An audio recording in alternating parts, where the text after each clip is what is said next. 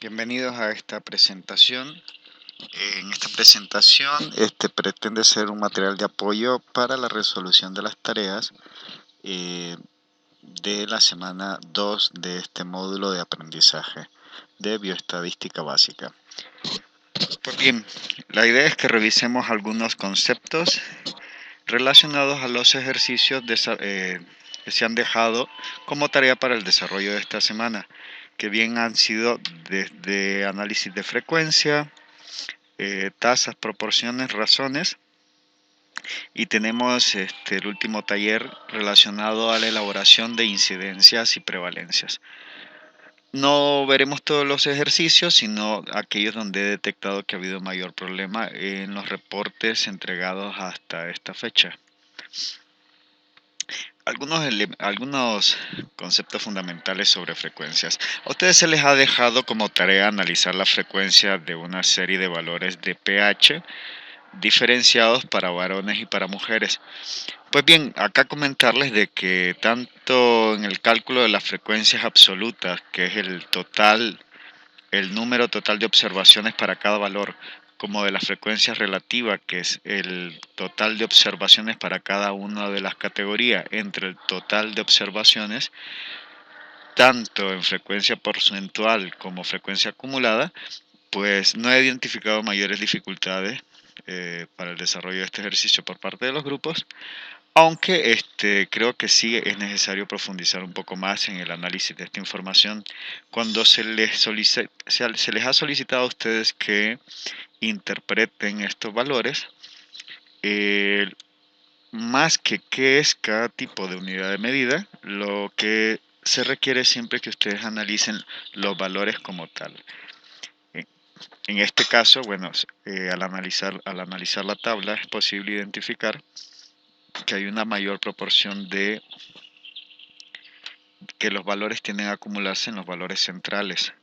En este caso, vemos que las proporciones de mayor cantidad de casos se ubican entre el valor de 7,32 y 7,35 para el pH, sumando hombres y mujeres. Este rango de valores de 7,32 a 7,35 alberga al 57% de todos los valores reportados. Y este es un dato muy interesante de ver. La próxima semana ustedes verán que este tipo de análisis se facilita muchísimo, no a partir de la identificación de la tabla como tal, que requiere un esfuerzo, digamos, también de representación muy grande, que se facilita mucho haciendo uso de una estrategia gráfica.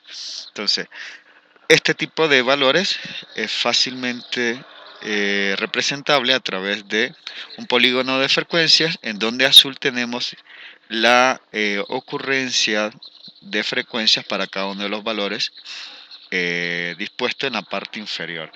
Y en la misma gráfica es posible ver cómo se presenta ese incremento del que estábamos referidos para el rango de valores que está entre 7,32 y el 7,35.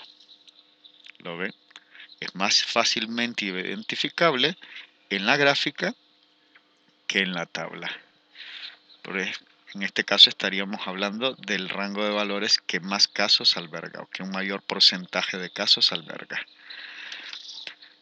Es necesario que la próxima semana que ustedes vayamos cayendo al tema de los tipos de gráficos, se vean de la posibilidad de reforzar la interpretación de los datos dispuestos en tablas a través de este tipo de herramientas. Visualmente, si seleccionamos un buen gráfico, nos dirá mucho más que 1000 palabras, como bien dice el dicho, ¿no? Relaciona al taller de razones y proporciones. Aquí la mayor cantidad de problemas que he visualizado son relacionados a la interpretación de las razones. Una razón no es una proporción. ¿Cómo se elabora una proporción? El número de observaciones que presenta un una característica específica entre el total de observaciones. En este caso, por ejemplo, si estamos hablando de proporción de hombres en una población, en el numerador tendríamos que poner el número total de observaciones que corresponden a la categoría de hombres y en el denominador al total de la población.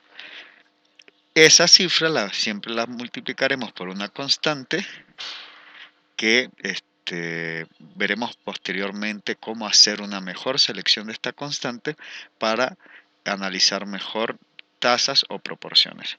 Pues bien, en relación a la razón, a ustedes le han solicitado que calcule la razón para sexo varón o razón de masculinidad en el primer ejercicio de taller de razones y proporciones. Les decían en el ejemplo, de una población total de 86 personas, en el caso de brucelosis en Castilla-La Mancha, habían de esa población de 86 personas, 70 casos eran hombres y 16 casos eran mujeres. La razón de masculinidad no es una proporción, se está solicitando una razón. Una razón se elabora a partir de la comparación entre dos variables o entre dos categorías diferentes de una misma variable o entre dos variables diferentes. En este caso, para la misma variable que es sexo, pues nos interesa analizar la razón para sus dos categorías, hombre y mujer. Una razón se elabora entonces acá al comparar una categoría con respecto a la otra en forma de una división. Veamos que la razón de masculinidad se elabora de la siguiente manera. Frecuencia de hombres entre frecuencia de mujeres. Es decir, de los 86 casos, 70 eran hombres y 16 mujeres. 70 entre 16 nos da igual a 4,3. ¿Cómo se interpreta? Pues veamos que razón hombre-mujer se elabora, como habíamos comentado, con una división donde hombres están en la parte superior y mujeres en la parte inferior. Si nos ha dado 4,3, es equivalente a decir 4,3 entre 1. Por tanto, una razón es más fácilmente analizada si se interpreta como una fracción. Teniendo en cuenta cómo se elabora la fracción hombre entre mujeres, es más fácil interpretar el resultado, 4,3 entre 1. La interpretación será, en el brote de brucelosis en Castilla-La Mancha, por cada mujer, que es lo que está en el denominador, hay 4,3 hombres. Por cada mujer que se enfermó de brucelosis, se enfermaron 4,3 hombres. Ojo, nuevamente la recomendación, las razones traten siempre de analizarlas como un número fraccionario. Y tienen que tener en cuenta cómo es que se formula la fórmula de la razón. Quién está en el numerador y quién está en el denominador. Posibles valores. La razón da mayor que 1. Inmediatamente lo que les está diciendo es que lo que está en el numerador es mayor que el denominador. Opción 2, razón es igual a 1. Habla de que la frecuencia o magnitud del numerador es idéntica a la del denominador. Y razón de momio menor a 1 nos habla que la frecuencia y magnitud del denominador es mayor que el numerador. No nos habla de factor protector ni nada por el estilo. Habla de la magnitud y frecuencia de lo que hemos puesto en el numerador con respecto a lo que hemos puesto en el denominador. ¿Qué es lo que estoy explicando acá? Igual se les había solicitado, por ejemplo, en el brote de brucelosis, dice el encabezado, detectado en las ciudades españolas de Alcázar y San Juan Vargas, Nerpio y Toledo, se enfermaron 9 pacientes. De ellos 3 se contagiaron por consumo de queso y el resto por contacto directo. Calcule la razón para contagio por consumo de queso frente al contagio directo. Razón. Entonces, lo que nos está pidiendo como razón es comparar la frecuencia de contagio con consumo de queso entre la frecuencia de contagio por contacto directo. La frecuencia de personas que se contagiaron por contacto por consumo de queso es igual a 3, que es lo que nos dice el encabezado. Por tanto, el resto, si el total fueron 9, el resto son 6. 9 menos 3, 6. 6 que se contagiaron por contacto directo. Al dividir 3 entre 6, muchos me lo ponen en fracción, me lo ponen como valor decimal el resultado. Les digo, es más fácil interpretar las razones como un número fraccionario. 0,5 es lo mismo que un medio. No, como ya había dicho, esto no me dice nada de factores protectores o de factores de riesgo. Estamos haciendo una comparación entre una categoría de una variable y otra categoría de variable. En este caso lo que nos indica es, volvamos otra vez a la fórmula. ¿Quién está el numerador? Frecuencia de consumo de queso, igual a 1. ¿Quién está el denominador? Frecuencia de contagio por contacto directo, igual a 2. Es decir, en estos brotes, por cada caso que se ha presentado con antecedentes de contagio por consumo de queso, se presentan 2 casos de contagio por contacto directo. Es decir, en este brote, el contacto directo explica el doble de ocurrencia de casos que el antecedente de consumo de queso. ¿Lo ves? Mucho más fácil de interpretar si lo hacemos como una fracción. Sobre el tasas y lo que habíamos hablado anteriormente, las tasas y la mejor constante a utilizar. En este taller, ustedes, el de tasas, ustedes tienen el siguiente ejercicio. Si suponemos que la población de Castilla-La Mancha en 2009 fue de 1.815.781 habitantes, al seguirla durante un año detectamos 86 casos de brucelosis. Y partiendo del supuesto de que toda la población estaba sana al inicio. Entonces, calcule la tasa de brucelosis para este periodo 2009, perdón, tengo un error acá, en Castilla-La Mancha. Entonces, ¿cómo se conforman las tasas? Pues en este caso, habitualmente recuerden que las tasas es una forma especial de proporción, pero con la diferencia de que en el denominador lleva incluida la variable tiempo. En este caso, cualquier cálculo tiene que hacer alusión a periodo de estudio, que en este caso es 2009. En este caso, lo que tendríamos que es poner el total de casos identificados, 86, entre la población sana al inicio del estudio, ¿no? Tasa de brucelosis, 86 entre 1.815.781 habitantes, y esto nos da como valor, si ustedes ven, 0,000473.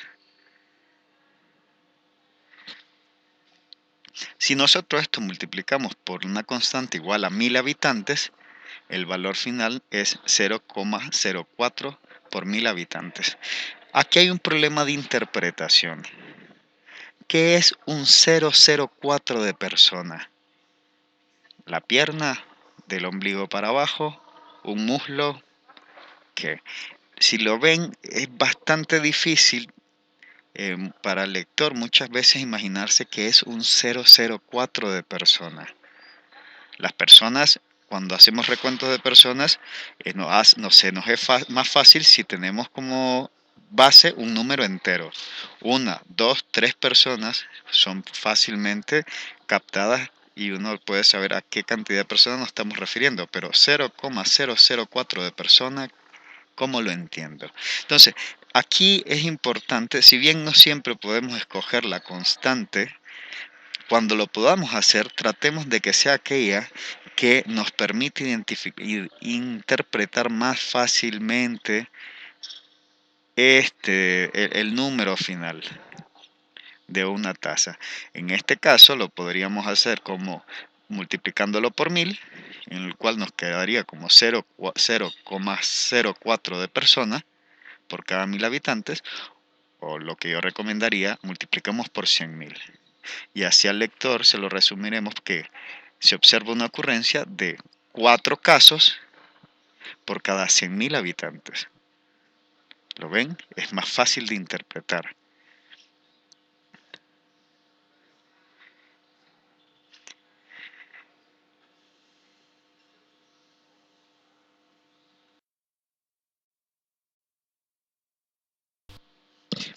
Y con esto hemos caído ya en el taller número 5, que es el que ustedes me habían estado comentando en la sesión de integración de esta semana, que es el que se había complicado un poco más. Pues bien, vamos paso a paso. El caso número 1 hace referencia a que durante el 2011 ocurrieron 200 nuevos casos de diabetes mellitus en una ciudad determinada. Ciudad que tiene una población total de 10.000 personas, estimadas al 1 de julio del 2011. Al principio del año había un total de 800 diabéticos en la ciudad y durante el año 40 pacientes murieron de complicaciones debidas a la diabetes. Pues bien, yo lo que propongo siempre es, cuando tengan este tipo de ejercicios, se den a la tarea en primer lugar de generar una tabla resumen de la información arriba brindada. En este caso, tienen los siguientes datos: número de casos de nuevos de diabetes mellitus, 200. Población total al 1 de julio del 2011, 10.000. Número de casos existentes al inicio del año, 800. Y número de muertes por complicaciones de diabetes mellitus, 40. Muy bien. La primera medida de frecuencia que solicitan es incidencia acumulada. La incidencia acumulada. Aquí yo lo que recomiendo es que ustedes tengan a la mano sus conceptos sobre qué es incidencia y prevalencia, y verán que la fórmula de incidencia se genera de la siguiente manera.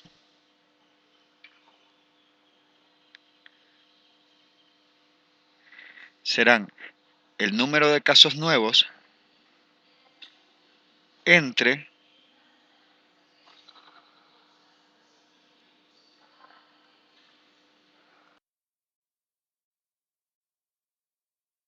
incidencia acumulada, perdón, la fórmula dice se tiene que incluir en el numerador el número de casos nuevos observados. En este caso, los nuevos casos de diabetes mellitus en este periodo del año son 200. Y el denominador de una incidencia acumulada es siempre la población en riesgo de presentar el daño cuya frecuencia tenemos medido o cuantificado en el numerador. En este caso, ustedes ven lo siguiente: la población al 1 de julio de 2011 se calcula en 10.000 personas, pero de esas 10.000 personas, 800 han sido diagnosticadas ya como con diabetes mellitus. Por tanto, de estas 10.000 personas hay 800 que ya están enfermas. Por tanto, 800 que ya no tienen riesgo de tener diabetes mellitus porque ya lo tienen, ya tienen la enfermedad. Por tanto, las personas que iniciaron en el año con riesgo de padecer diabetes mellitus son 10.000 menos 800, 9.200 personas. Por tanto, el denominador en incidencia acumulada será 9.200. Al dividir 200 nuevos casos de diabetes mellitus entre 9.200 personas en riesgo al inicio de año de padecer diabetes mellitus, nos da una frecuencia relativa de 0,020.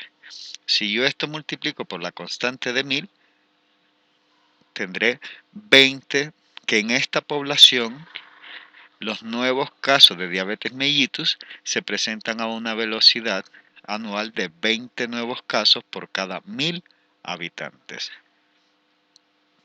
Acuérdense que estamos hablando de nuevos casos en un periodo anual entre la población de riesgo en ese periodo anual. La prevalencia puntual al 1 de enero. al primero de enero, yo lo que tengo son 800 diabéticos en la ciudad. Eso es lo que yo tengo registrado. ¿Cómo cómo se construye una prevalencia? Pues total de casos diagnosticados entre el total de la población. Hacemos aquí un porcentaje de casos en el total de la población. Aquí ya no población en riesgo, sino el total de la población. ¿Cuál es el total de la población? 10.000 personas. Entonces, prevalencia puntual a inicio de año serán los 800 casos diagnosticados y registrados al inicio del año entre los 10.000 habitantes, lo cual nos da una frecuencia relativa de 0,08 y al multiplicarlo por una constante me da 80 por 1000 habitantes. ¿Cómo lo interpreto? A inicio del año 2011, la prevalencia de diabetes mellitus fue de 80 por 1000 habitantes, es decir, se presentan un total de 80 casos acumulados de diabetes mellitus diagnosticadas por cada 1000 habitantes en ese periodo del tiempo. A diciembre del 2011 se me han acumulado los 800 casos diagnosticados y registrados al inicio del año y los 200 casos que he registrado como nuevos casos a lo largo de este periodo anual.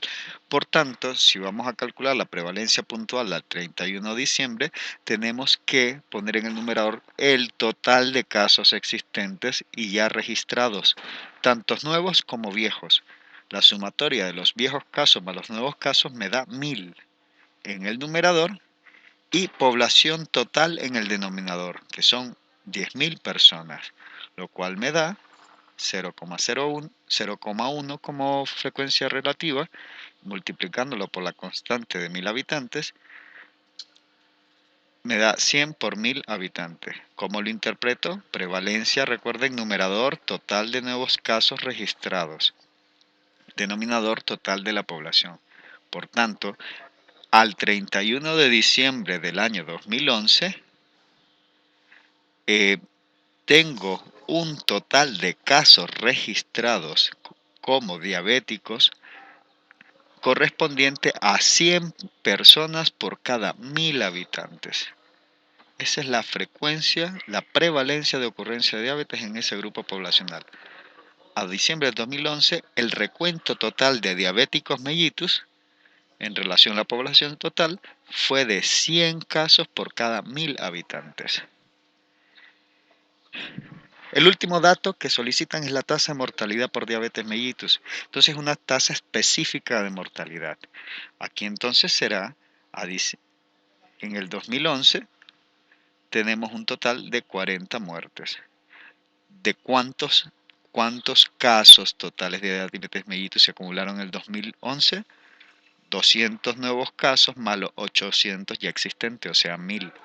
Por tanto, la tasa específica de mortalidad se elabora de la siguiente manera. Total de casos de muertes, 40 en este caso, entre el total de personas susceptibles a presentar esta muerte, que fueron en total los 1000 pacientes diagnosticados como diabetes mellitus, población total de personas enfermas por esta enfermedad. Me da 0,004.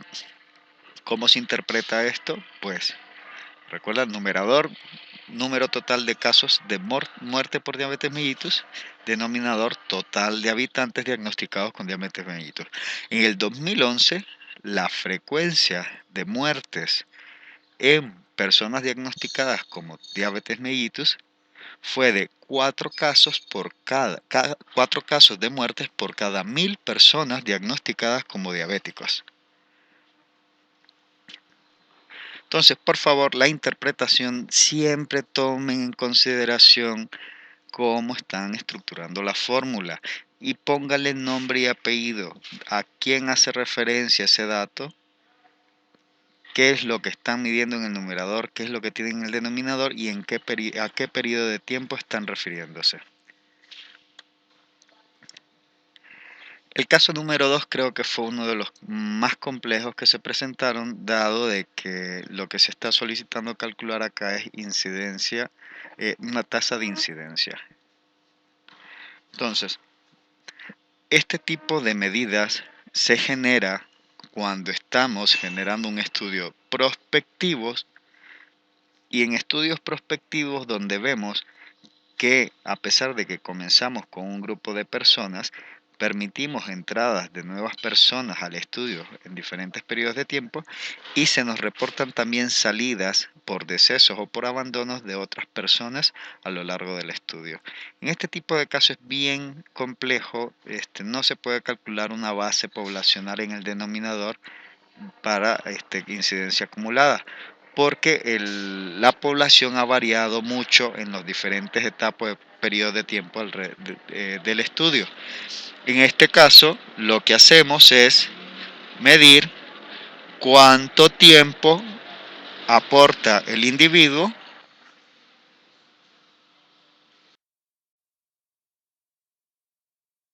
hacemos para construir la tasa de incidencia, perdón, es lo siguiente, siempre en el numerador vamos a tener el número de casos nuevos.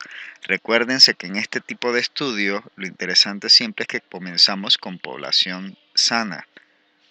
Entonces, lo que interesa es número de casos nuevos, ¿no? Y el denominador lo que vamos a incluir es la cantidad de tiempo que, que cada una de las personas participa como individuo susceptible de enfermarse a lo largo del estudio. O sea, en el momento que el individuo deja de participar en el estudio por un deceso o eh,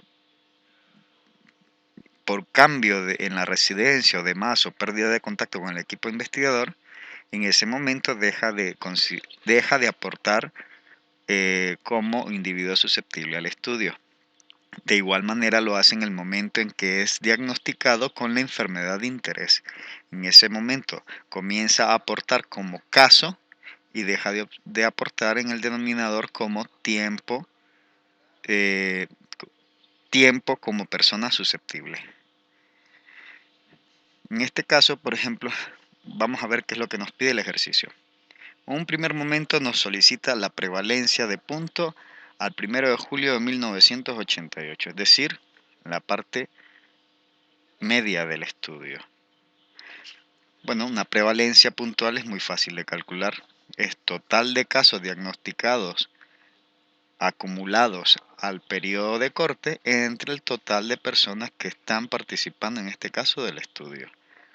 Vemos que la población total participante del estudio han sido 20, que es lo que nos refiere en el ejercicio. 20 personas representadas en la figura.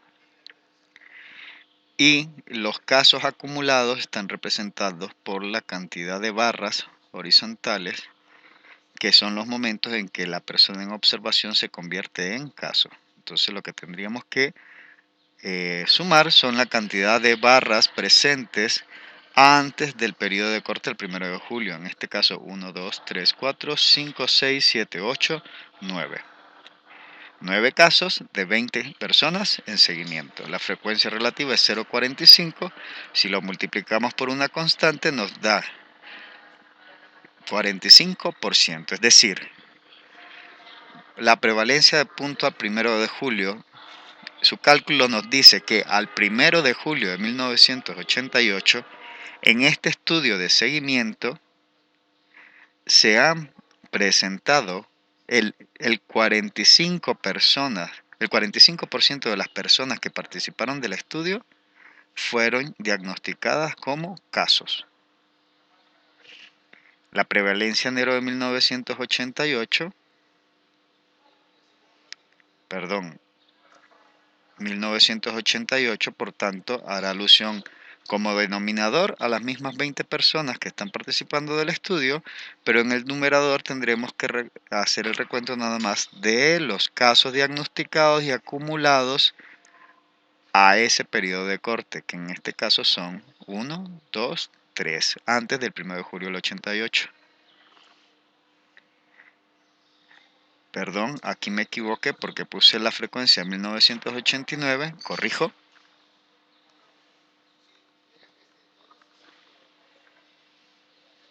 A 1988 son 3 casos de los 20 personas que participaron en la observación.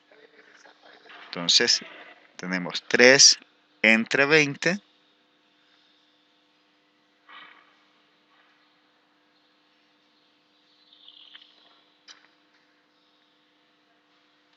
entre igual a 0.15. Si lo multiplicamos por 100,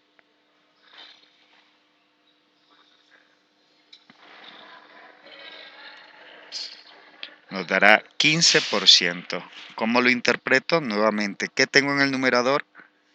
Total de casos registrados a ese periodo de tiempo. En este caso son casos de hepatitis.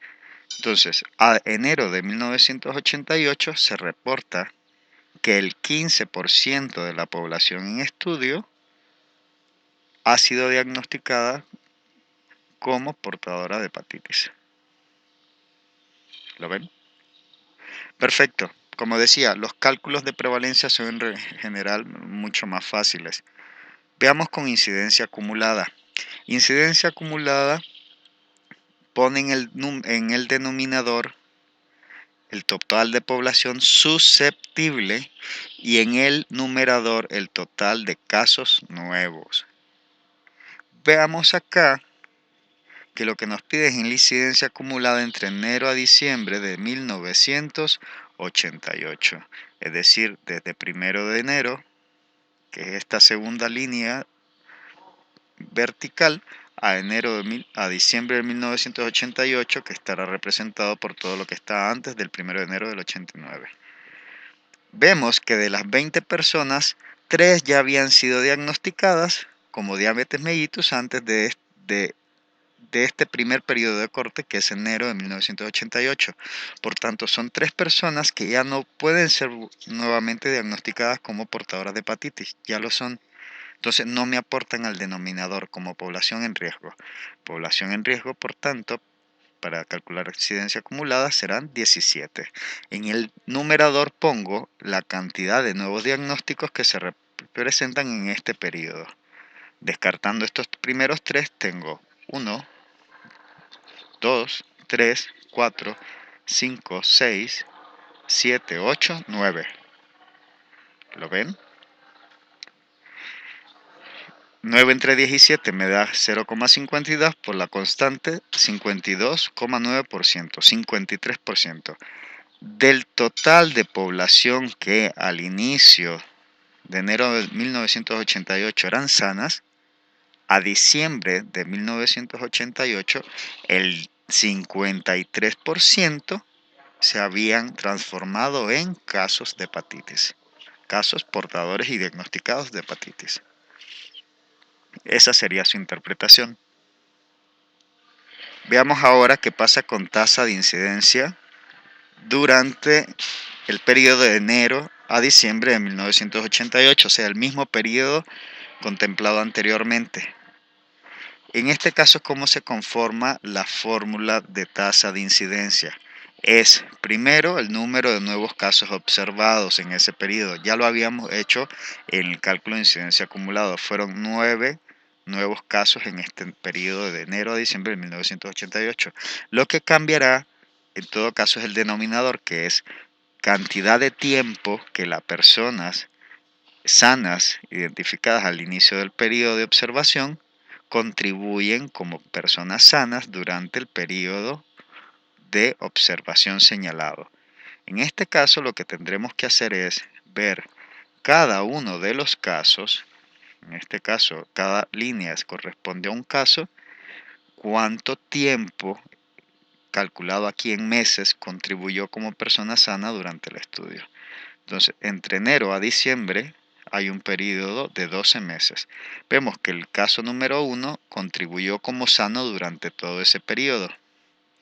Entonces, contribuyó como sano. El caso número 2 fue diagnosticado con hepatitis en este periodo, por tanto, nos contribuye solamente con los 3 primeros meses como sano. Perdón, acá. La persona 3 nos contribuye, no fue diagnosticada como hepatitis durante todo este periodo, por tanto nos contribuye con 12 meses. Y así sucesivamente. En este tipo de situaciones hay que definir. Yo he definido que al momento en que se hace el diagnóstico de hepatitis, deja de aportar al estudio. Sería interesante validar con el investigador si esa será la forma de medir el tiempo de contribución. Si es así, bueno, lo que tendríamos que hacer después es cuánto tiempo en meses contribuyeron todas las personas a este periodo de observación. Yo tengo que el total de contribución de los observados fue de 141 meses como personas susceptibles a enfermar. Por tanto, al dividir 9 entre estos 141 meses me da 0,063 y como constante aquí pongo 100 meses. O sea, cada 100 meses de seguimiento persona se reportan 6,4 casos. Veámoslos, identifiquémoslos. ¿Quiénes me contribuyen a 100 meses de observación? Y esto es lo interesante de la aplicación de este tipo de medidas. Lo que me dice esto, por ejemplo, ¿cuándo acumulo 100 meses de observación? Pues 100 meses de observación lo puedo acumular observando por 10 meses a 10 personas. 10 por 10, 100. Yo lo que calculo es que si doy seguimiento a 10 personas por 10 meses, 6 de esas personas se transformarán en diabetes mellitus si proceden de una población de la cual se ha extraído esta muestra. ¿Qué otro dato, qué otro seguimiento de población por mes me acumula 100 meses? Pues si doy seguimiento a 100 personas por un mes, lo que estoy calculando es que si sigo esas 100 personas por un mes, 6 de ellas, a finalizar el primer mes de seguimiento, habrán sido diagnosticadas como portadoras de hepatitis. ¿Lo ven?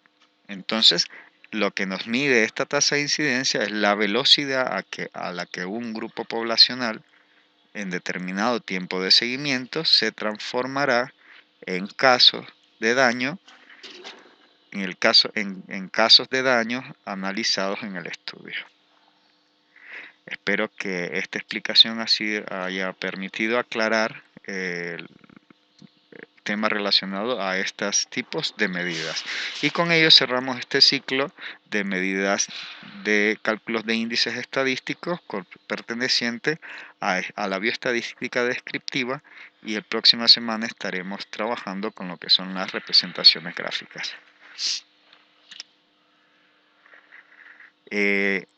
Tengo el caso número 3, perdón, antes de cortar.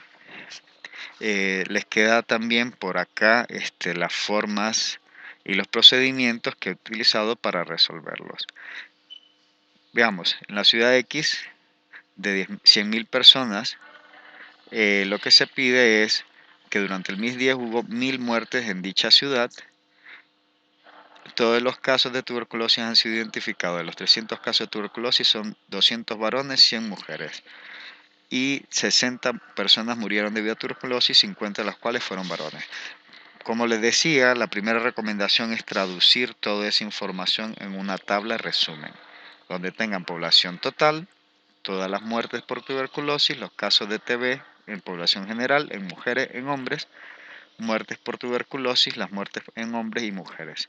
Y con eso será mucho más sencillo calcular lo que se solicita. Las tasas crudas de mortalidad, que en este caso una tasa cruda se genera como el número de muertes totales entre el total de la población, 1.000 entre 100.000, y las tasas de mortalidad específicas por TB, en este caso solicitan en varones, entonces serán el total de muertes registradas en varones entre la población que es susceptible a morirse por estas causas. Entonces, quien estará en el denominador son los 200 casos de TB diagnosticados en varones.